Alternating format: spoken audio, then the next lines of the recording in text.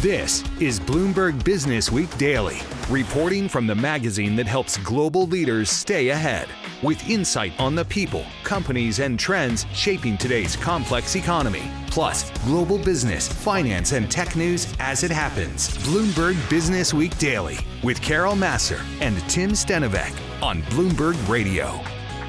Hi, everyone. Welcome to the weekend edition of Bloomberg Business Week. This past week, our backdrop, on again, off again, Middle East tensions, commentary from Fed Chair Jay Powell, a NATO allies summit. All the details can be found on the Bloomberg and, of course, at Bloomberg.com. And so all of this shaping our approach this week, a lot of people's moods this week, and really shaping our conversations this week, including a conversation that we had with Bloomberg's own Joe Weisenthal.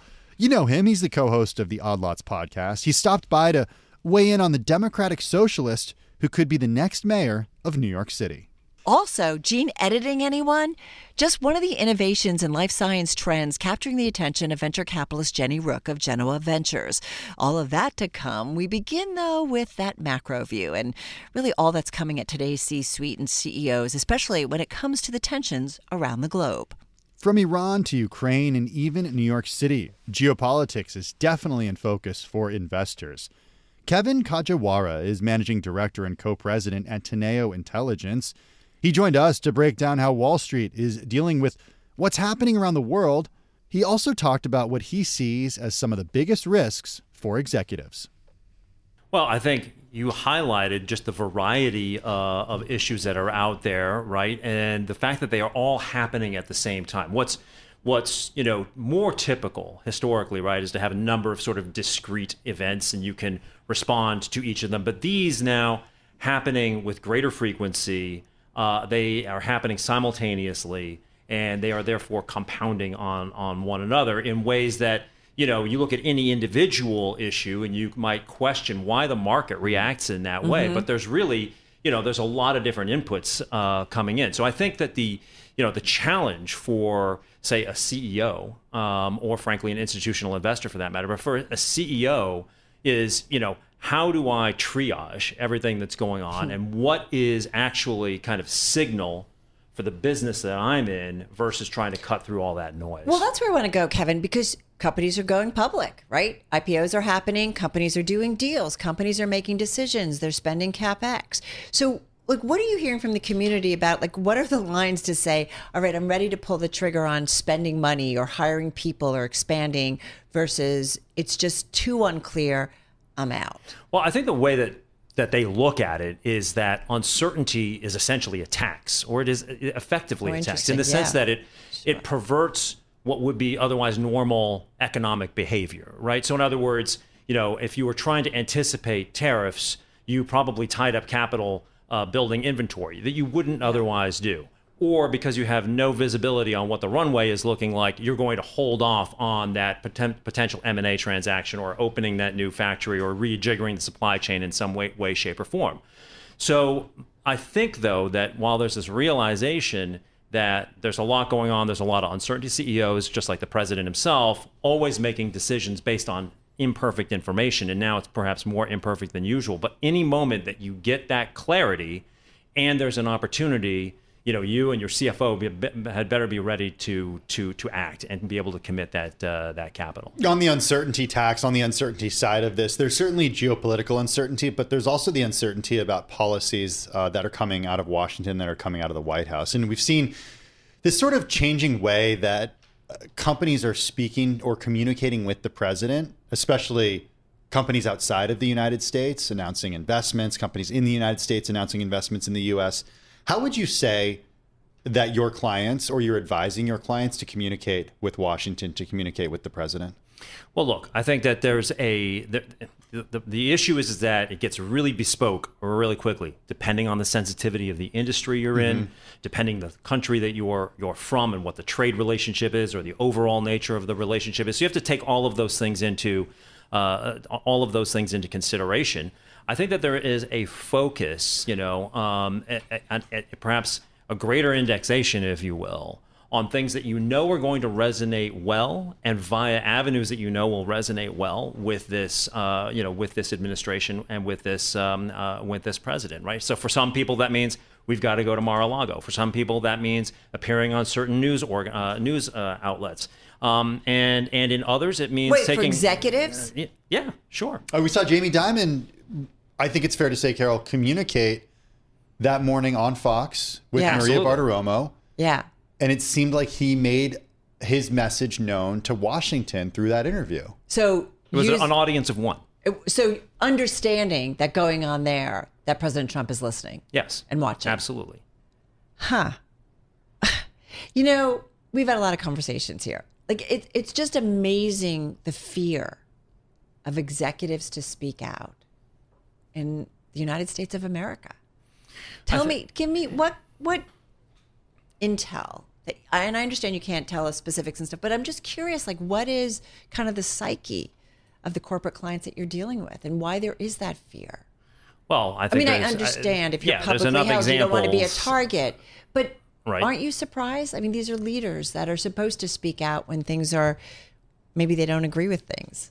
Well, I think that there's a hierarchy of leaders, right? You just mentioned Jamie Dimon, who's probably the closest thing we've got to sort of a head of state level chief executive in this country, and perhaps further in power. But it also plays into his own personality. He is comfortable in that role in the way that not every executive is, I think.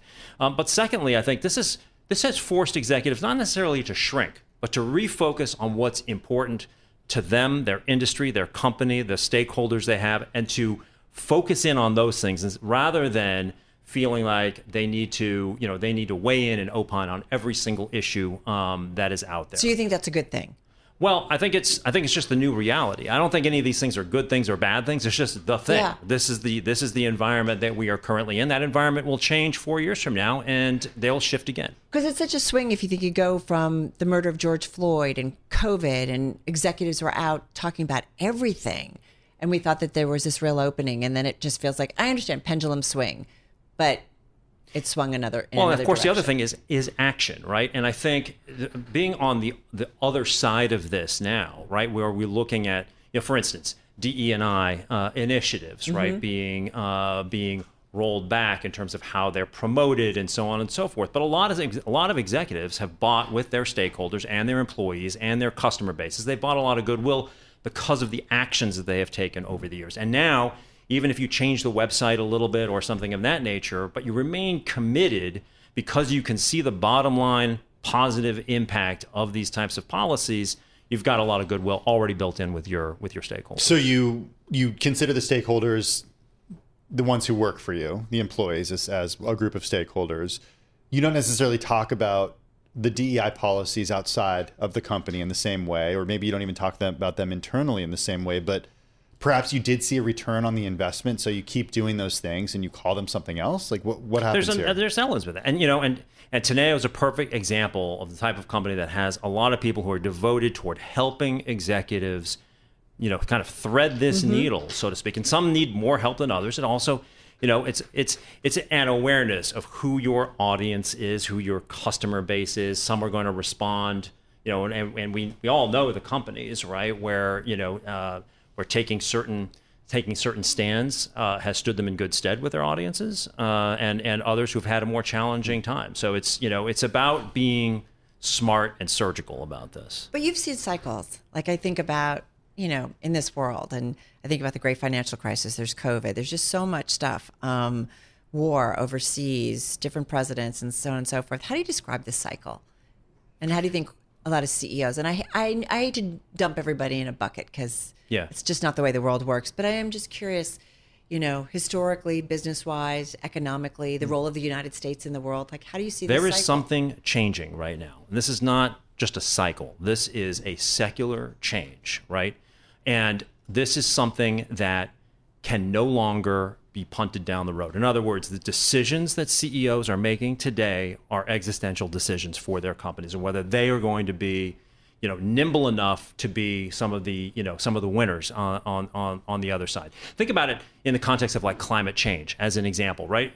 remember a few years ago, companies, managements were, making zero carbon commitments and the like. Yeah. But the reality of it was like a generation or two down the road of management that would actually have to implement that. That was an easy commitment to make, in a sense, right? Exactly. But right now, like you say, the playing field is actually fundamentally changing. And it is not hyperbolic to say that it's a paradigmatic shift right now.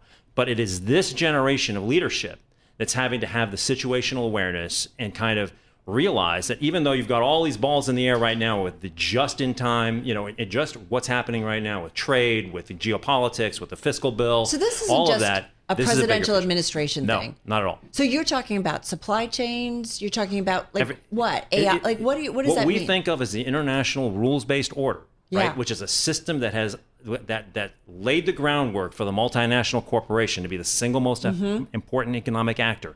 If that is evolving, if the role of the U.S. is evolving, is it axiomatic that those same economic actors are going to be the big winners in the next, or do you have to be nimble enough to be thinking ahead of how this might change? I mean, this interim period, I don't know if it's going to be long or short. We don't know exactly what it's going to look like on the other side, but those who are aware. It's like Eisenhower said, right? The plan is worthless when the first bullet flies, but planning is everything, right?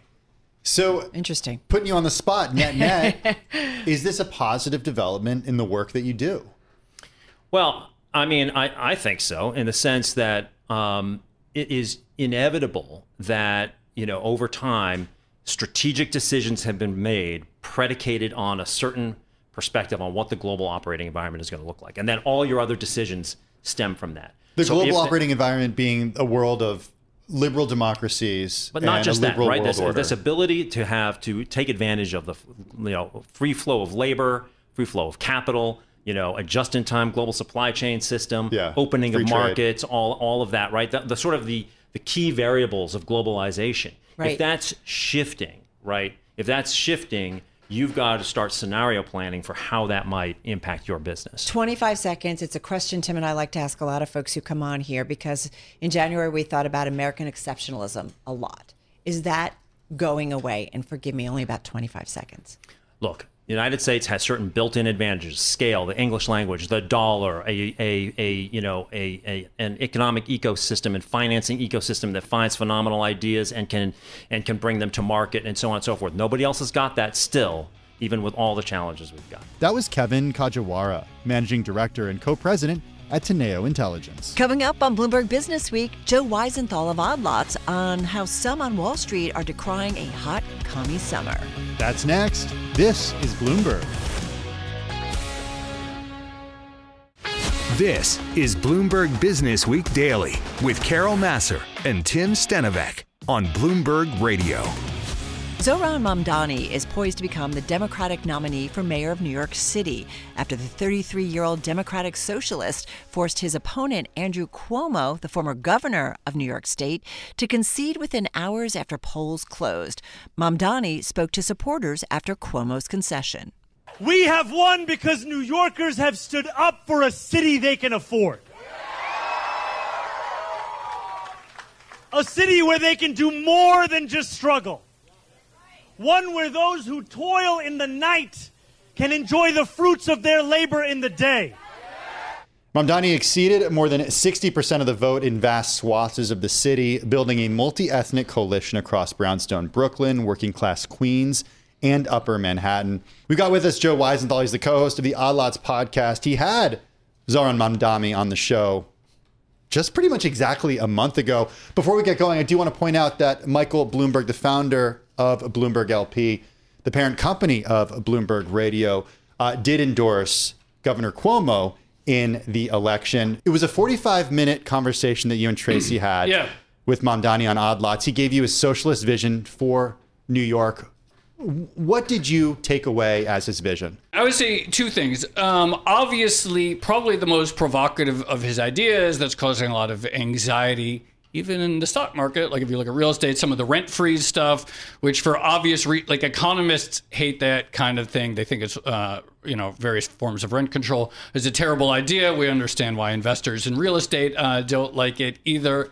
On the other hand, and so we talked about that, but on the other hand, my main takeaway from that interview is yes, if you're a young Democratic socialist, of course, you're going to be really excited about the Mamdani candidacy. But he comes off in a way that if you're sort of I would say normie, center-left Democratic liberal or something, and you're sort of the typical person who works in an office in New York City, he is really good and really talented at not seeming like someone who will be a threat to you. And I think that when you look at the results, that's to my mind, the really striking part is that how broad that coalition was, et cetera. Because we know that there are parts of the city that have trended that way for a while. Obviously, AOC's victory in 2018, that was a stunner, but that was niche. This was the entire city, right? This was kind of everyone across, huge swaths, much bigger numbers. He did well in sort of the, white educated areas, but also he did well in more non-white areas that had trended more towards Trump in the most recent election. So he clearly did a really good job of sort of overcoming the fact that many people would say he has pretty radical politics. And it's actually, he can sort of talk very fluently about policy. He comes off as a very thoughtful guy. And he really, I think, ended up disarming a lot of the critics. Yeah, he's also ticked off a lot of billionaires. And there's a great story that's among the most read on the Bloomberg that talks about Wall Street decrying the hot commie summer. Yeah, Dan Loeb, hedge fund billionaire. It's officially a hot commie summer.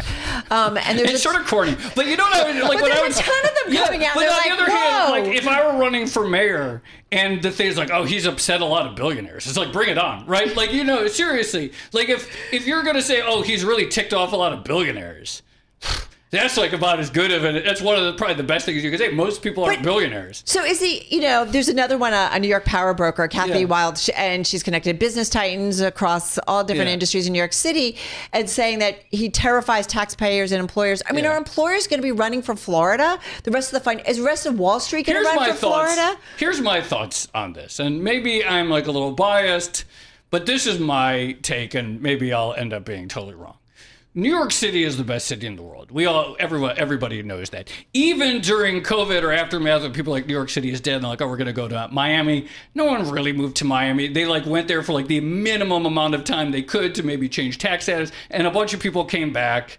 I'm going to Miami. Now, on the other, so it's if you're there aren't really going to be that many people I'm upset about the mayor, I'm upset about taxes, I'm going to move. But if the quality of life in the city degrades, if people perceive, the public transit is not running as well, it's not as clean, it's there's more crime in the city, the schools aren't as good, then of course you're going to have people leaving. So my gut would be, and again, maybe this is just my sort of pro-New York bias, my gut is that very few people are going to leave because they're upset about the mayor per se. This is where all the action is. If you want to talk to someone interesting, you got to probably not the first mayor that people have been upset about either. People are always upset about they're going to be upset about. So I don't think that is. On the other hand, if he can't implement a vision of he says it's going to make this city more affordable. People expect the quality of services to be good. People expect transit to be good. If he can't deliver on that, then I would expect that, at the margins, more people leave because the city is less appealing. But if the quality of life in New York City is roughly sustained, or maybe hopefully improves, then I don't think you're going to have some mass exodus just on principle. It's still New York City. Well, just a couple weeks before he was on Odd Lots, he was on Surveillance. I was filling in for Paul Sweeney then with Tom Keene. I asked Zoran Mamdani about the label of Democratic Socialist. Check out what he had to say. I embrace the label because ultimately I do identify myself as a Democratic Socialist. And I think, that the thing that New Yorkers hate more than a politician they disagree with is one that they cannot trust. And I think it's important to be honest about how we're coming to this politics and also what that label means to me, which is ultimately that each and every New Yorker has what they need to live a dignified life, and that it's city government's responsibility to provide that. And I think we have a general consensus on many of those building blocks in our society, whether it's public education or libraries or sanitation. But then there are certain places where we tend to believe that these are necessary parts of living a dignified life, and yet we allow people to be priced out of it. And I think housing is one of the most obvious examples of that. Okay, so that was our interview with Zoran Mamdani back on May 6th. He was on Bloomberg Surveillance. The housing part is something I wanted to hit with you because There's this idea of rent freezes, which he ran on and talked a lot about. But if you think about this from a supply and demand perspective, how do you get people to build more housing, which is what the city needs, if you don't provide the incentive that people are going to pay for it? And if you say, okay, well, if we're going to build the affordable housing, we can't raise the rent on it. Well, I would say a few things. So one is he's not completely doctrinaire about how it all has to be rent-regulated housing. And in various interviews, he has talked about there is a role for market rate development. He's talked about upzoning, all of the things that wonks like. The abundance stuff. And he's like, so he's not... So it's not like a particularly radical vision on housing. He's talked about market rate housing. The other thing I noticed in that video, he's wearing a suit. He's smiling. He's really, and then you say these things like dignified life, etc. Like you just see in that clip, watching it just now, why someone would see that. It's like, oh yeah, okay, yeah, I think that makes sense. I mean, look, there's a lot of people and they hear like socialist, etc. And I get like, people find that to be very provocative or scary or radical or whatever. But he did not come off as a radical in that clip, right? He comes off as like a pretty serious, likable politician. And I think what he said too about like sort of being genuine, it's like, the fact that he didn't run away from his past, I do think that is a pretty big deal these days. And that in an era of social media, et cetera, people can sort of sniff out a fraud or sniff out a phony or whatever. And he certainly doesn't come off as one. And he probably made trade-offs. And he probably said, there are certain things that maybe aren't as appealing to some, but he didn't run away from them. And I think it helped put together a package of like, okay, like maybe I don't agree with him on X or Y, but he seems like a legitimate, serious guy. I mean, how much can he, actually change? And we've had some conversations about, really everything's decided out of Albany in many ways, and that what a mayor in New York City, amazing, this, massive city, and how important it is really to kind of the overall U.S. economy, right? It's a big one, that there's just so much that they can actually get done. So this is where I think a lot of the success, look, the general hasn't happened, but he is the favorite in the general election. So if he becomes the mayor, I think a lot of the success or failure is just going to come down to the sort of nuts and bolts management side of it. And so, it's like, what happens to the trash? What happens to the war on rats? Which the current mayor Adams, is like really taken seriously the war on rats, and he talked about this. Got a rat czar, right? And he's like made this a big deal. And my understanding is he's actually made progress. Yeah, those trash cans, they do wonders. Yeah, and so like setting us a lot of the questions of this administration, if he wins, are going to be like, okay, setting aside his sort of loyalty to DSA people and so forth, like, is this an administration of competent managers who could do the day-to-day basis? And I think one of the things he said when we interviewed him is like that. He would make a point of that and a sort of diversity of viewpoints within the administration. That might be the test even more than some of the housing components. Does he hate rich people?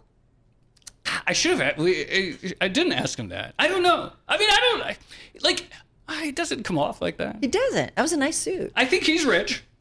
His mother is like a massively successful filmmaker, and he went to Bowdoin, so I'm sure he's doing fine. As a Colby College graduate, you know, Bowdoin's a big rival, so I'll let that one slide. Before we went to private school. That's what we're at, right? I do want to get your take very briefly, 30 seconds, on the grocery stores. You asked him about this because you guys did a whole episode about how New York gets its groceries. Thin margins when it comes to grocery stores. How do they get any more efficient? You know what I would say? Of all the different things he's talking about, I get the impression this is the one he's least attached to. And he actually said, look, if it doesn't work, we're talking about city-run grocery stores. Yeah, so he has this idea of 3 or 4 pilot publicly run grocery stores in food deserts area.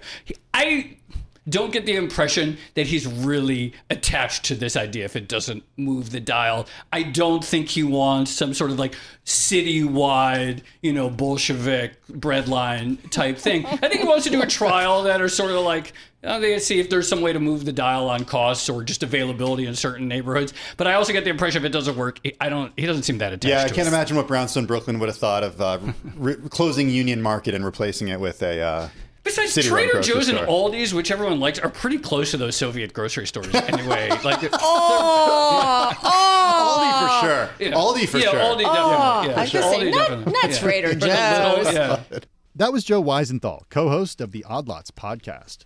Well, he's not a shoo-in by any means. No, he's not, right? This is a process, right? Yeah. And there's also, it feels like the field of independents could grow too. So there might be more folks on the ballot ultimately to vote on. I think one part of the conversation also that we've talked about over the last couple of weeks and really this week has been how much power does this next mayor actually have?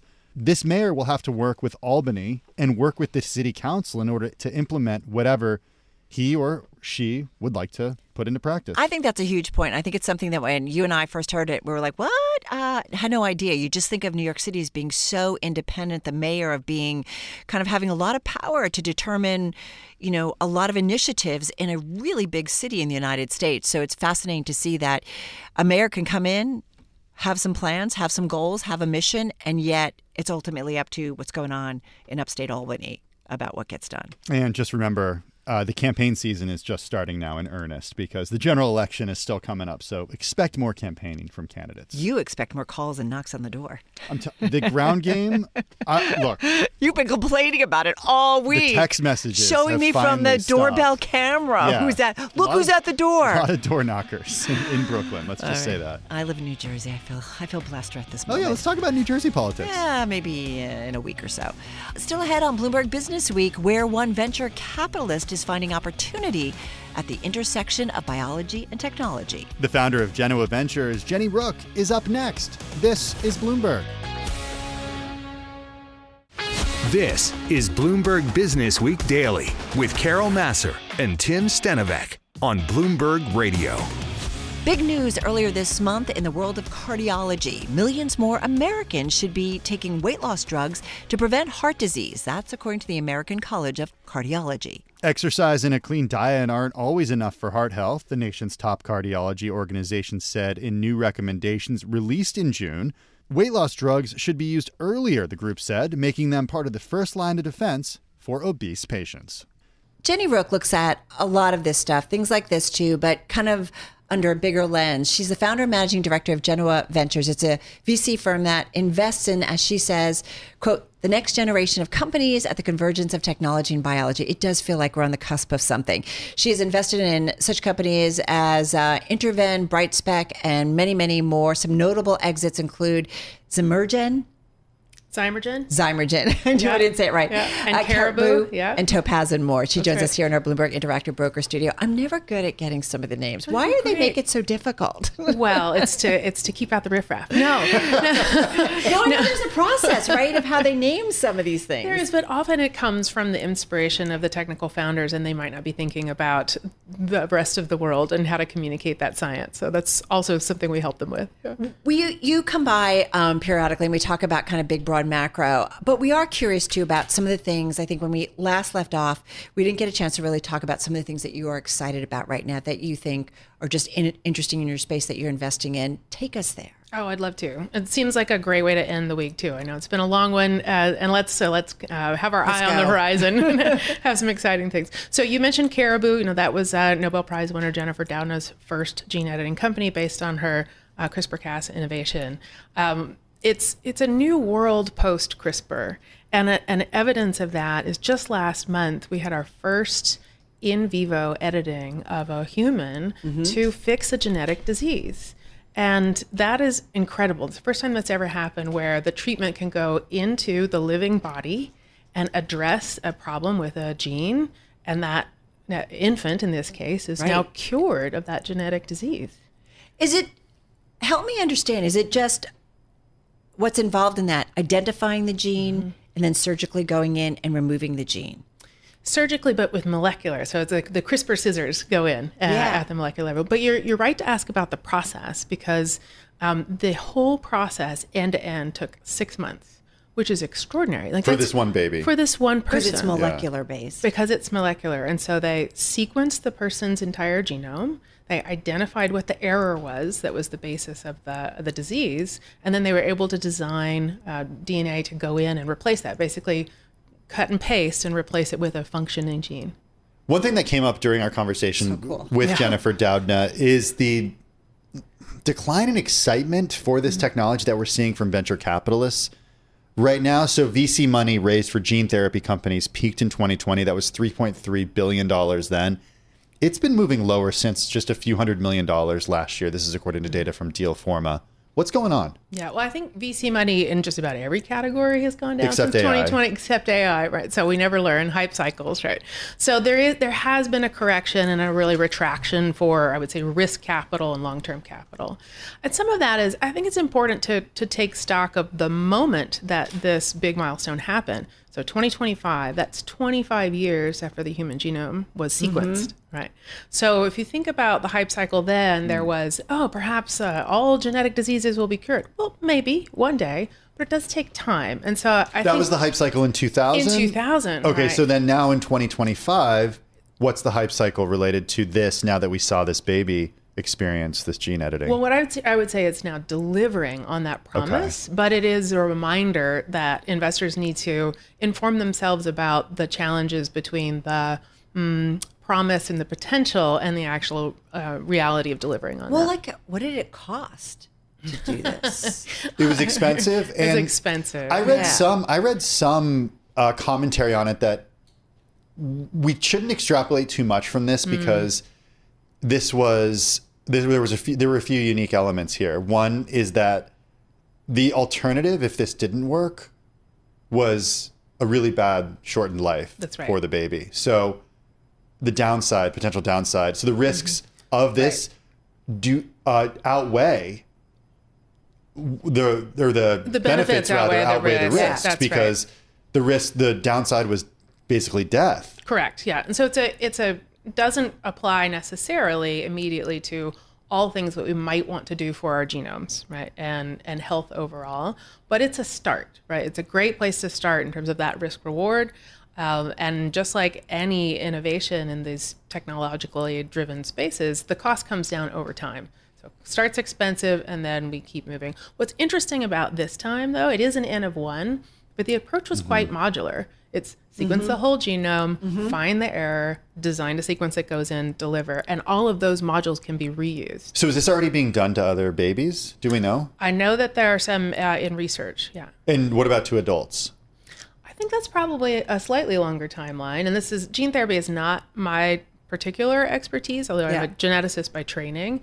So I think the timeline for that is really going to depend on some of these other questions you were asking, like how much does it cost and how does the risk reward play out? Yeah. I do think about though, like for the application of something like cancer, Alzheimer's, like so many things, like it just depends, right? And this is not something that's going to happen overnight.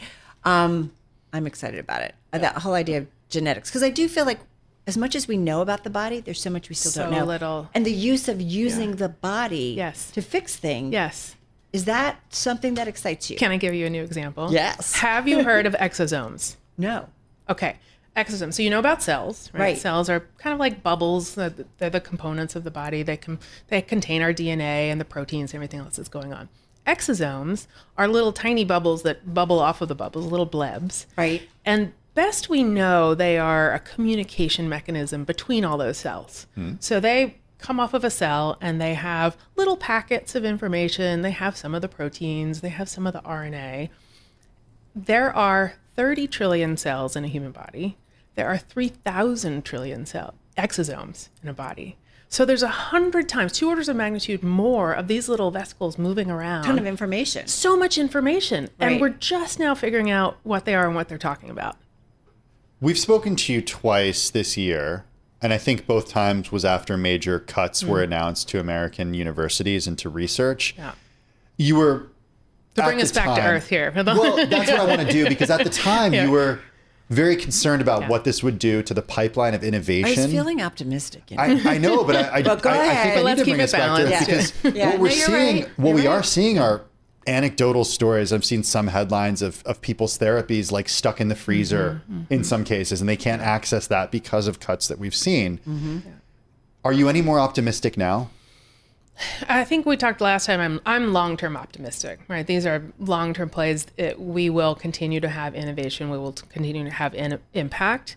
But we are still on a trajectory where significant retraction in funding for these kinds of innovations will mean the pace thereof and their ability to have impact on people's lives will be delayed.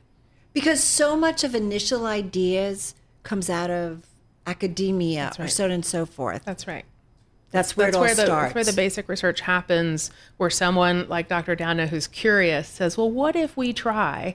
And you don't know whether it's going to work. Are you looking increasingly at, or potentially thinking that you're going to be looking at firms that are started in other countries because that's where the researchers have gone? Is that starting to happen?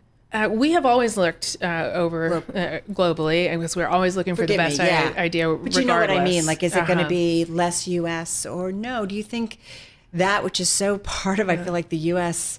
innovation or innovative fabric? Yeah. Like, what I am seeing immediately is a shift of early stage risk capital to focus more on startups outside of the U.S., which we've never seen before. We've actually seen some of the firms kind of in our network say, we were looking at that company in the U.S., but there's so much uncertainty now. We think we'll perhaps focus closer to home. What is close? Look, it depends on who you're talking to, but there's no startup ecosystem like the U.S. startup ecosystem. I think that's fair to say. If you think regionally or geographically, what should investors be looking at outside of the U.S.? Well, there's extraordinary innovation happening all over the world, but a lot of interesting work in the UK and Europe broadly, where there's wonderful basic research happening. And because there's better information transfer and tool transfer now globally, those same startups can kind of get things going. What about China? China is a little more opaque to us, right? But there's certainly, again, extraordinary innovation happening there, and a lot of, I would say, government support for translating it. Do people think of the shifts in R&D as just one administration thing? Is it just an administration thing? It's certainly heavily weighted by, that some of those choices in funding availability, in the certainty thereof, and also the regulatory landscape. Okay. So I guess my question is, are they thinking that after President Trump finishes up his second term, could it possibly the pendulum swing back to the way it was? And just got about 30 seconds. Sure. Hopefully we will see over time, increased support for this kind of innovation, because it is so important. But some pruning is irreversible. If you're a gardener and you overprune a tree, it just never quite recovers. It'll never be the same. That's Genoa Ventures' Jenny Rook. Carol, one thing that we talked about with Jenny, not just this time, but the last time she was on with us, was the promise of gene editing technology, so-called CRISPR technology. And then after our conversation with her, we saw a story about super babies. Yeah, I kind of love it. It's a story specifically about Bootstrap Bio. It's a California startup. It's working on technology to genetically edit human embryos. And the goal, I think it's safe to say initially and mainly, is to eliminate inherited diseases. But it's also about enhancing desirable traits. And this is against a backdrop of a lot of concerns out there from scientists and ethicists about the technology's safety and potential consequences. We've talked about these designer babies. Like, do you, kind of figure out what you want your kid to be and edit out things you don't like? And so that is terrifying to a lot of folks. Even though the promise of removing some of these inherited diseases, that sounds pretty great, experts do warn that germline editing is unproven and potentially dangerous, and it could have consequences if a flaw is introduced to an embryo, with some calling for a 10-year moratorium on the practice. What I would point out is that even laboratory work on germline editing, highly, highly regulated in the United States. So researchers continue to make progress, but it's not ready for prime time, according to those who are in the field. And so I would assume regulators are going to get pretty involved in this. They have to. And that wraps up the first hour of the weekend edition of Bloomberg Business Week from Bloomberg Radio. Coming up in the next 60 minutes, Tesla, Uber, Waymo. Driverless cars are seemingly everywhere, and I can't wait. Am I allowed to say that? Are you sure?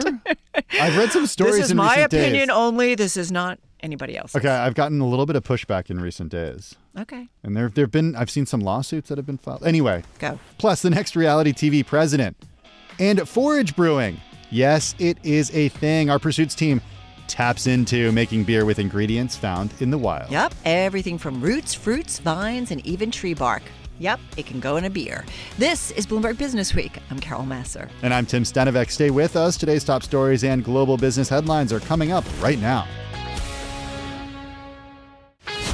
This is Bloomberg Businessweek Daily, reporting from the magazine that helps global leaders stay ahead, with insight on the people, companies, and trends shaping today's complex economy. Plus, global business, finance, and tech news as it happens. Bloomberg Businessweek Daily with Carol Massar and Tim Stenovec on Bloomberg Radio.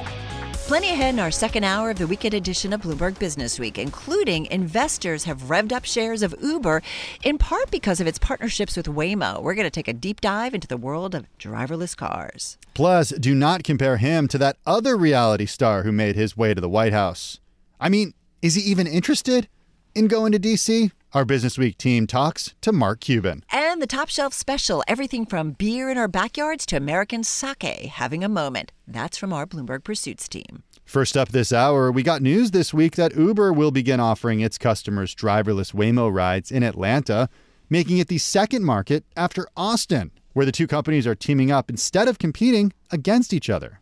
We've got the perfect duo to talk about all of this. Max Chafkin is Bloomberg Businessweek columnist, co-host of the Elon Inc. podcast. Craig Trudell is Bloomberg News Global Autos editor and the editor of the Hyperdrive newsletter. Max right here in our Bloomberg Interactive Broker studio. Craig out there in London.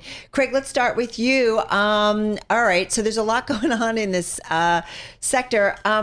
What do we know about how things have been going down in Atlanta, in Austin, like how it's all progressing? And full disclosure, Tim and I both have done Waymos on the West Coast. I've also done them in Arizona, and we kind of love them. So how's it all going down? Because all of a sudden it feels like everybody's all in on these driverless cars. Yeah, I have to say, I mean, just to start, your experience of Waymos, being sort of surprised and delighted from the sounds of it is consistent with, basically everything I hear at this point. You occasionally do hear people sort of, to the extent that they denigrate, Waymos at all, it's just, oh gosh, I would be too scared to get into one of those. But, almost universally, when you talk with people who experience it, they get a kick out of it. You don't see, a ton of sort of negative takes on sort of how they perform. They've held up quite well. The company's been forthcoming about its safety record and is pretty transparent about if and when it does have issues. I think things are sort of night and day in terms of how the company has approached things with in comparison to Tesla, where you have Musk for years sort of hyping up what is driver assistance software that he offers as something more than that, and calling it full self-driving, not delivering it and until this past weekend, and once he has taken people out from behind the wheel, on day one, we see these incidents that are pretty troubling and getting the attention of the National Highway Traffic Safety Administration. Okay, we're going to talk more about those in a second. I want to bring in Max Chafkin, who's been following the industry closely. And Max, when we've spoken to you in the past about the driverless car technology, specifically Waymo, you've been a little skeptical about it. I think everything Craig is saying, everything you're saying is true. The questions around Waymo are business questions. Essentially, is this more than a very, very expensive, money-losing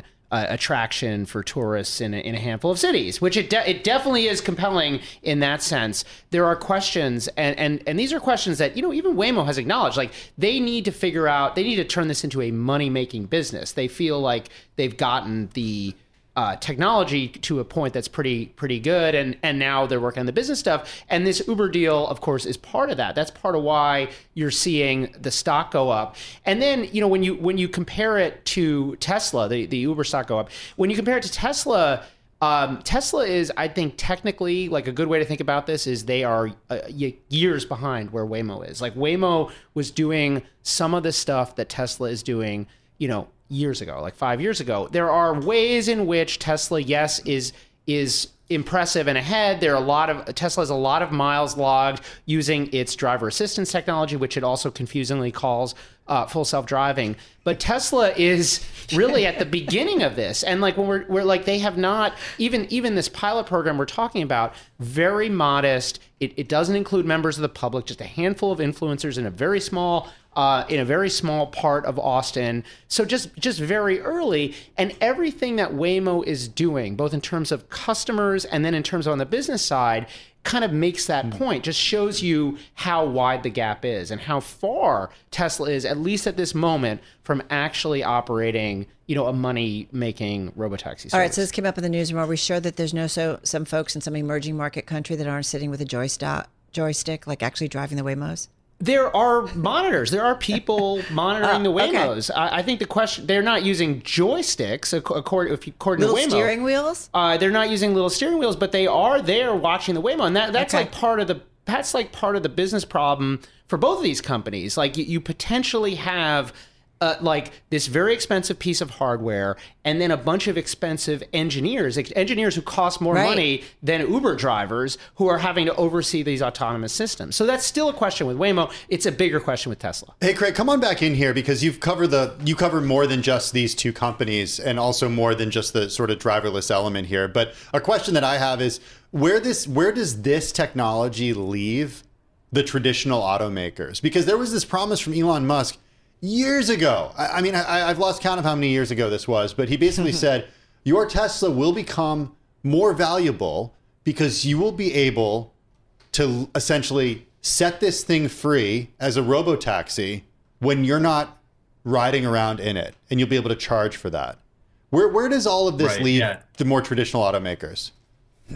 I mean, I think to your point, there was a real sort of freak out in Detroit and Wolfsburg and in Toyota City almost a decade ago now, because Musk started making these pronouncements along the lines of what you're describing, and everyone kind of panicked, right? And we saw sort of everybody put together plans to sort of answer what Tesla was up to. You saw GM acquire Cruise. You saw Ford, invest in this company called Argo, and Volkswagen invested in them as well. You saw Toyota stand up its own sort of self-driving, outfit and hire sort of top-notch talent for it. And here we are, roughly a decade later. Argo's gone bust. Cruise has been sort of put out of business by GM. I think a lot of the established manufacturers are saying, you know what, we're going to try and make money off of these driver assistance systems that kind of make the human driving safer, or at least we hope can offer that benefit and this sort of safety and convenience.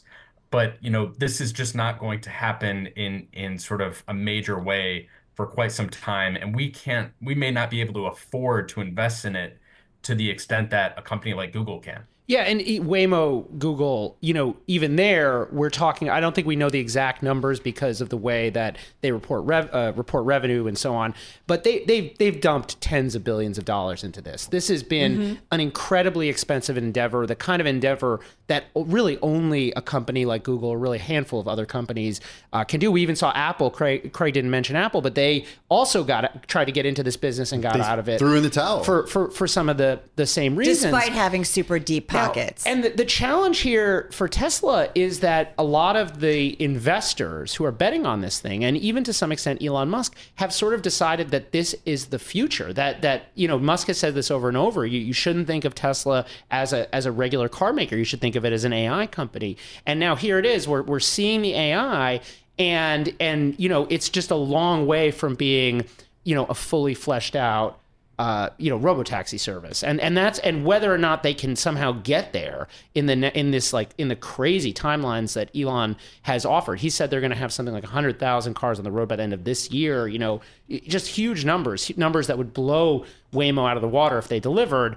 He's created a huge challenge for himself. Well, I do also wonder about the value, and Craig, come on back in here, in terms of having, whether it's Waymo for Alphabet and obviously the self-driving for Tesla, the amount of data that they get and what they learn in terms of technologically creating these. We've talked with our Steve Mann of Bloomberg Intelligence, who's talked about the robotics and the manufacturing that has been going on in China and what technological capabilities that has given them. So I do wonder, by these companies doing these kinds of things, what they ultimately get out of it. Is it still a plus? Yeah, I mean, I think that's been the sort of go-to messaging on Musk's part, right? Is that, my approach, my being Elon Musk, is, to put this hardware on every vehicle I sell, It's a much cheaper and less robust, hardware set than Waymo puts on its cars, sure, but people can afford to actually buy it. I can ingest all of this data, and I can put more cars out on the road, bring in more data. Therefore, I will eventually win. I think that stood to reason to a lot of people, and yet it is all sort of theoretical, right? We don't know whether that data advantage will mean anything in the long run. And we've also sort of heard from Musk sort of conflicting messaging in the years since he was making that argument of well, we're not going to sort of hard code our cars based on all of the data that we bring in. We're going to just sort of build a robust system that can sort of make decisions on the fly, and we're not going to try and code into our cars what they should or shouldn't do. And so there's sort of speaking out of both sides of his mouth, and a lot of theoretical messaging on his part that makes you sort of question whether or not he actually has the advantage that was sort of believed half a decade ago, say. Max, just want to bring you in for the last 30 seconds. Given Elon Musk's recently tumultuous relationship with President Trump, does that put the regulatory elements around self-driving technology for his company, does that put it at risk? I mean, I think there are real regulatory questions, also maybe some securities questions. Like, people have made claims about Musk's sort of seeming to exaggerate at times. That said, I don't think the challenge here is a regulatory challenge. It's a technical challenge. It's on one hand, Elon Musk saying these cars can operate totally autonomously, and you watch in the videos, and they have somebody in the passenger seat with an emergency brake, probably somebody sitting in a control center, and they're still struggling, And so that's the question: how to make the tech work. Our thanks to Max Chafkin, Bloomberg Businessweek columnist and co-host of the Elon Inc. podcast, and Craig Trudell, Bloomberg News Global Autos editor and the editor of the Hyperdrive newsletter. Well, Max is going to stick around for our next segment as we go from driverless cars to the next reality star and billionaire that may be on the road to the White House. That's next on Bloomberg Businessweek. This is Bloomberg. This is Bloomberg Businessweek Daily with Carol Massar and Tim Stenovec on Bloomberg Radio. Well, he's a billionaire with decades of experience playing a rich guy in the press. He took his shtick to a TV network. He starred in a primetime reality show. He's a fan of Ayn Rand's The Fountainhead. He's a fixture on the Manaverse podcast circuit. Is this Donald Trump? He likes crypto. Sounds like Donald Trump, right? Does. He's been mocked for being less accomplished than his net worth would suggest. And no, Carol, I'm not talking about Donald Trump. I'm talking about Mark Cuban. He's a sports mogul, a small business influencer, a media personality, a healthcare disruptor, and perhaps the ultimate Trump foil. Max Chafkin and John Tozzi profile Mark Cuban in the forthcoming new issue of Bloomberg Businessweek. It's the July issue. It's out on newsstands soon, but you can read the story now on the Bloomberg and at Bloomberg.com. Max is Bloomberg Businessweek columnist. He's also the co-host of the Elon Inc. podcast. John is Bloomberg News healthcare reporter. Both join us here in the Bloomberg Interactive Brokers studio. Max, I want to start with you. Wait, I want to know, was it up in the food court and you guys were grabbing some coffee and you're like, that Mark Cuban guy, and you were like, yeah, we got to do a story? No, I mean, the genesis of this is that John, who's been following the healthcare industry, Cuban got on his radar because Cuban has been doing some really interesting things there. And where I got interested in it is all this buzz around Cuban as a political figure. And it seemed like an interesting thing because on one hand, he is this kind of somewhat goofy, somewhat unserious reality TV personality. On the other hand, he's doing something serious in healthcare. And we've just learned that being a little goofy, being a little unserious, sometimes it can work politically. It obviously works politically really well for Donald Trump. Well, let's talk about the serious stuff that he's doing in healthcare. Cost plus drugs, John Tozzi. Yeah. There's a good portion of the piece that's dedicated to explaining the intricacies of buying certain drugs in the U.S., and I was shocked to find the price differences. Yeah. I mean, Mark Cuban launched this company. They launched it to the public, several years ago, started working on it with an entrepreneur in 2018. initially as kind of just an investment, just another kind of portfolio company he put some money into. But he got really involved and became a co-founder. And now this is sort of what he's spending a lot of his time on. He's going to conferences. He's going to like small, wonky health conferences that you don't expect, a lot of bold-faced names at. But there's something that really resonates with Americans about healthcare. You've written a lot about United Healthcare and the aftermath of the murder of a healthcare executive here in New York in December and the frustration that Americans had. There's something that's sort of visceral when it comes to tackling this problem and having someone like Mark Cuban do it. Yeah, and what he did is he came in and looked at this market of prescription drugs where there are just vast inefficiencies. There are things that make no sense, and we've written about them. We've talked about them here. Drugs that cost thousands or tens of thousands of dollars in one place that are cost a tiny fraction of that for the person acquiring them, and huge markups being taken in the middle. And what he's trying to do is kind of go into those transactions and sort of take out the middleman and make these medications available for people paying cash without their insurance at a more affordable price than they sometimes get when they go through the traditional channels. I got to say, you wade into something like drug costs and healthcare, and all of a sudden you're tackling what has been, as we've been talking, one of the biggest problems that are around. And there are other billionaires who've been like tackling, trying to look for some solutions, whether it's Jeff Bezos, Warren Buffett, Jamie Dimon, who teamed up. I remember, we were all reporting and thinking, okay, they're going to be able to fix all of this. Having said that, you wade into an area like drug costs, and all of a sudden it's a real political kind of field, right? And you wonder, okay, what else does he want to do? Because it's a big beast of a problem. Well, yeah, I mean, there's something inherently political about talking about this stuff, just because it's a thing that makes people angry. Also, a lot of the solutions here are going to require some form of regulation or government spending.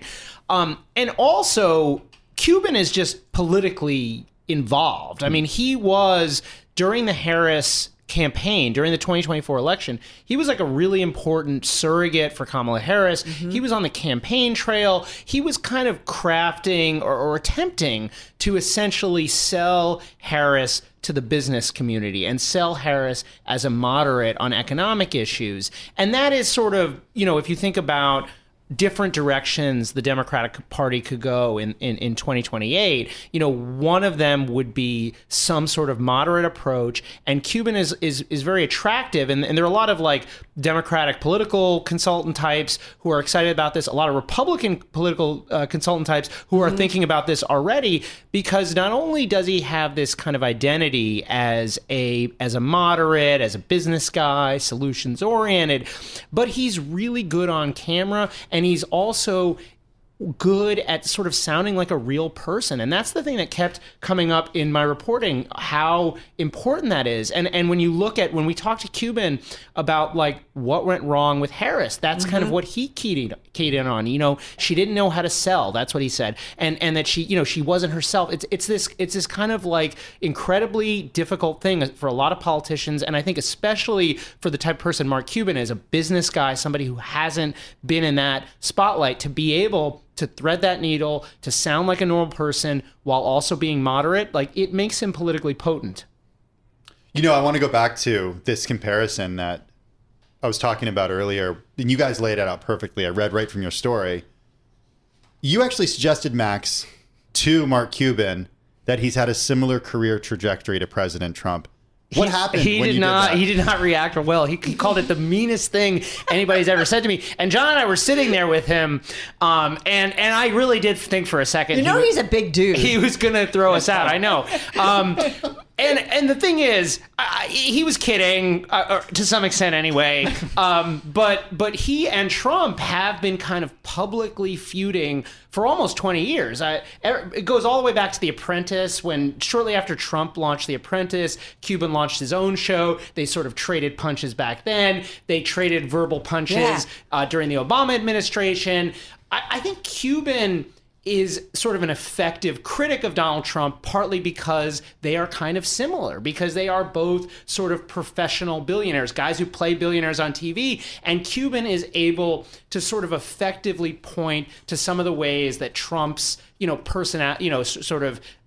like the character he plays doesn't really live up to the reality. However, he didn't carry his own reality show. He didn't do as well as Donald Trump. And the other point that Cuban makes in terms of their differences is that he is a self-made billionaire and, kind of worked his way up, started companies, started selling trash bags door to door, and that he has that background that the president doesn't.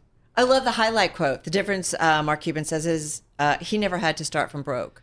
You brought up the difference between The Apprentice and Shark Tank, and I do think that's an interesting contrast, and it shows you why Cuban could be politically potent. On The Apprentice, it ends with this kind of ritual humiliation. Donald Trump's firing someone, which of course is very entertaining, and I think one of the reasons Cuban's show, which was called The Benefactor, didn't work is that Cuban was too nice.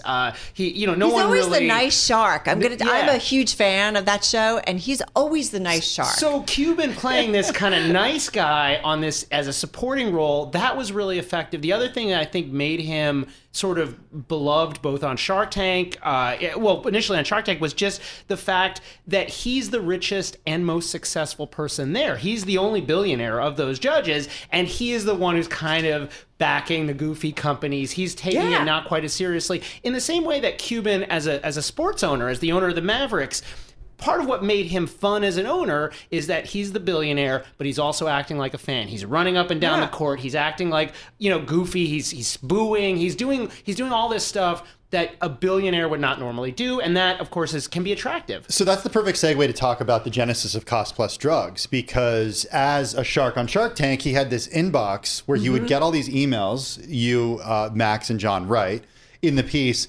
John, and back in 2012, or a few years, I should say, perhaps a few years after that, because it was around the Martin Shkreli time. Yeah, 2018. 2018 is when this guy, Alex Oshmayansky got in touch with him. Yep. What happened? Yep. So Alex Oshmayansky is a radiologist, entrepreneur who was following the drama around drug prices and Martin Shkreli raising prices of some older off-patent drugs that attracted a lot of attention, a lot of criticism.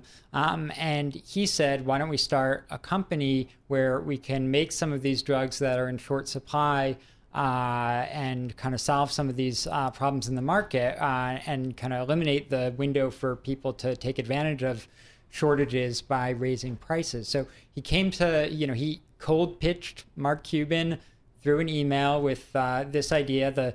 I think the company was originally called something like Osh's Affordable Pharmaceuticals. Doesn't have the same ring to it. Doesn't have the same ring. Cuban bit and he invested and kind of took an interest in the business, and it became what's now known as Cost Plus. A lot of people who know Cost Plus know kind of the mail order website primarily for generic drugs, some brand drugs available on, but mostly lower cost generics. But there are other elements they're trying to build out too. And, what they articulate is really, they're trying to kind of build an alternative to the existing pharmacy benefit managers, the way most people get prescription drugs. They're trying to build something outside of that system to compete with it. It's not really there yet as a full service solution. There are a number of drugs you can't get. You often can't use your insurance through the site. It sometimes can be much less expensive than going through your insurance, but it's not always. Our thanks to Max Chafkin and John Tozzi. Check out their profile of Mark Cuban in the forthcoming new issue of Bloomberg Businessweek. It's out soon. You can read the story now, though, on the Bloomberg terminal and at Bloomberg.com. Still ahead on Bloomberg Businessweek, breweries that forage for ingredients are blossoming across the United States. They don't really have a plan in the morning when they decide to brew beer. They might have a rough idea of a style, and then they just go out in the woods and see what they find and fill a bucket up. And, it could be like perilla herbs or bee balm or fennel or, wild dandelions, even like nuts. bark. And the funny thing is, which I always laugh about, is I don't know. I thought when it was like you taste like a blueberry IPA or something from Sam Adams, I think there's like a lot of science to it. Maybe they make like a tincture, or no, they just throw blueberries in. Like they're brewing the beer and they just toss in a bunch of blueberries. And a balanced investment portfolio in wine. Bloomberg Pursuits is coming up. This is Bloomberg.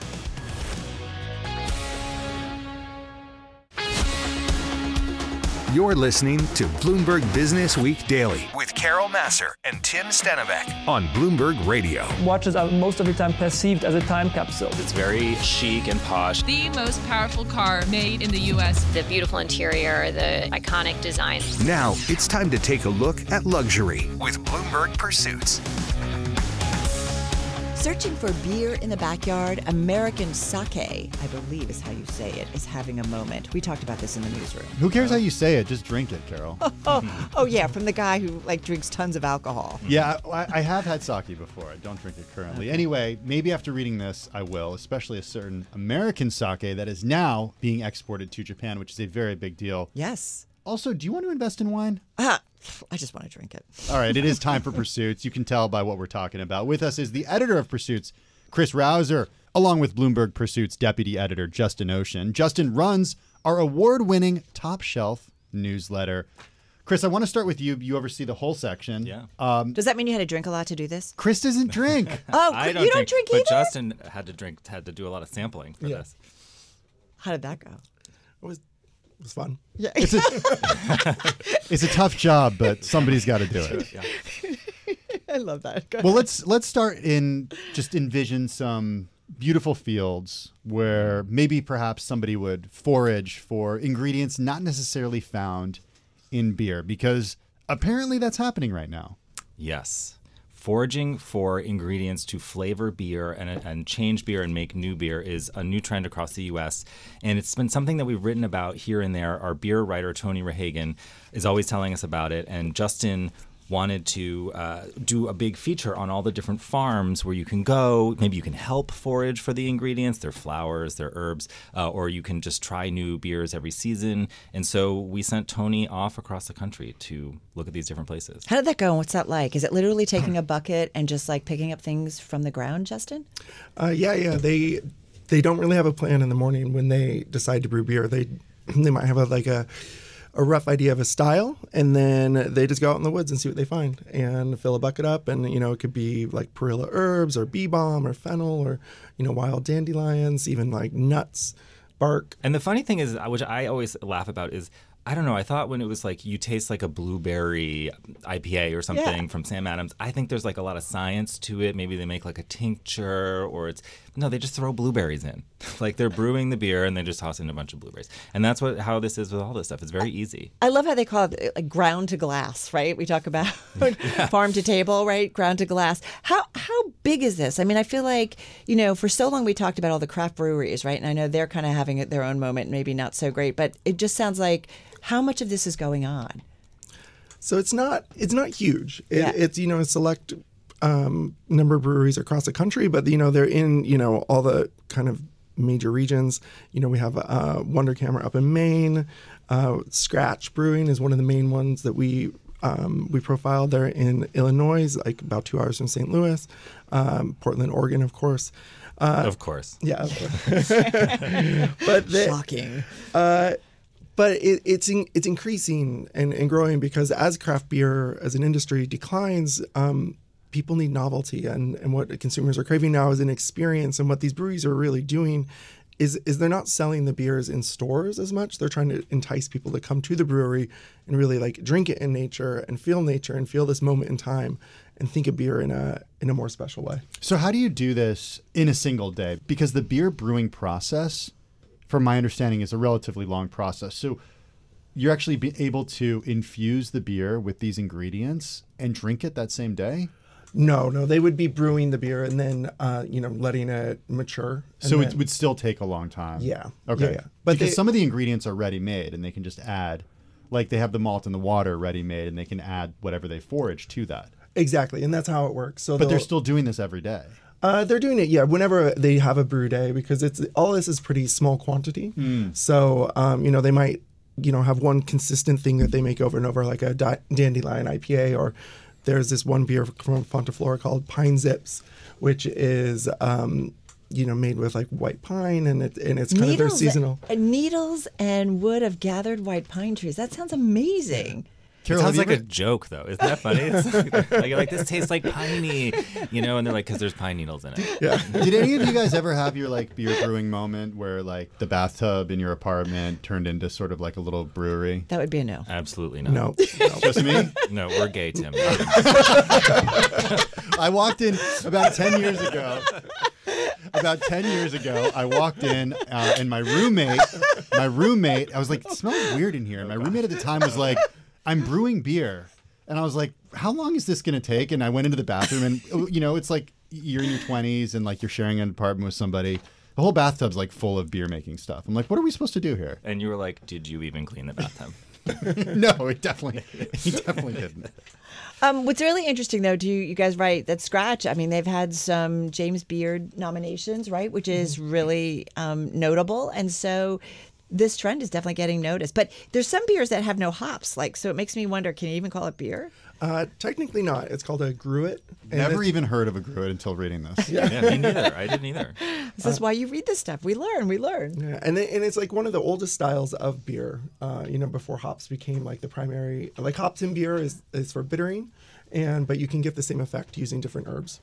Bottom line, before we move on to some other stuff, is it good? Does it stuff? Did you sampled? So did you like it? Yeah, I mean they're different. So if you're looking for your traditional, that is never an endorsement. No, they are good, but I think for depending on how adventurous your tastes go, it could be not as expected at first, but then like anything, you keep trying and it grows on you. Justin, I think you should stop right there. Glass is half full, Justin Ocean.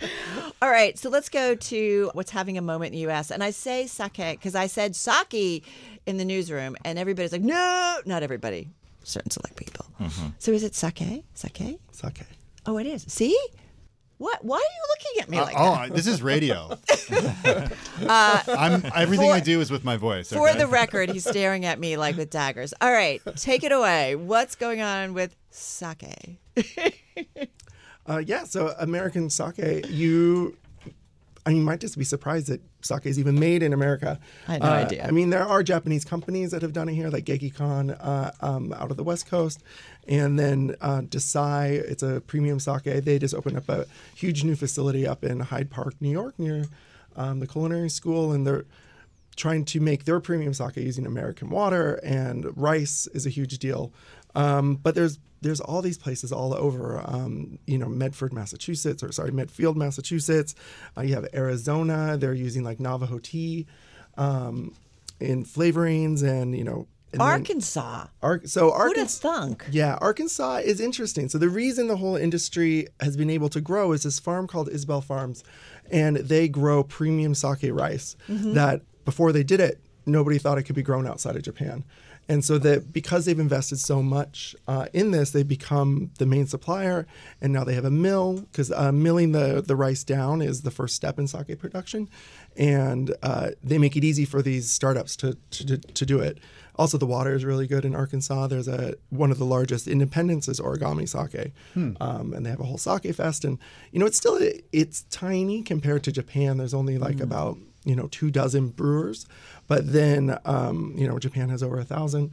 But it is growing again as like people want to try a local product. It has a good story, and it's growing in the U.S. and it's kind of shrinking in Japan, right? Yes, yeah. That's actually the kind of coolest thing is, as production or as consumption goes down in Japan, the U.S. is now the #1 consumer by volume of sake, imported sake. But then getting the bottle, there's a company called Brooklyn Kura, which is now exported for the first time to Japan. And it's a premium product there. It's in a bunch of like fancy department stores. It's at the Peter Luger. So U.S. sake going to Japan. Our Brooklyn sake. Brooklyn is everywhere. Yeah, and Brooklyn is popular. And the hope is that, and they've seen it before with, say, fashion, If you bring something, that was Japanese, it got popular abroad, you bring it back to Japan, then people think it's cool again, and hopefully it can stoke consumption. Is there sort of a corollary between sake and wine and the way people think about where it's from, different varieties, different processes of fermentation?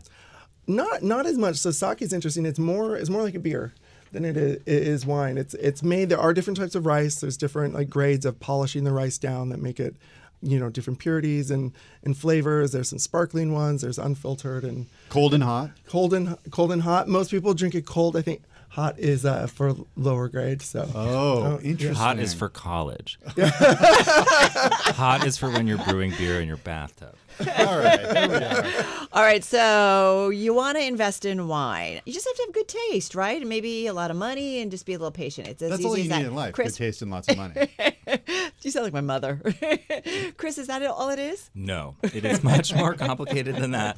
And, it's funny, things like wine or things like watches that you wear, like stuff that you participate in on a regular basis sort of may suddenly seem appealing to invest in when it's a weird economic time, or just if you become really a fan. Yeah. And so, we've done these guides and pursuits, how to invest in jewelry, how to invest in watches, how to invest in handbags.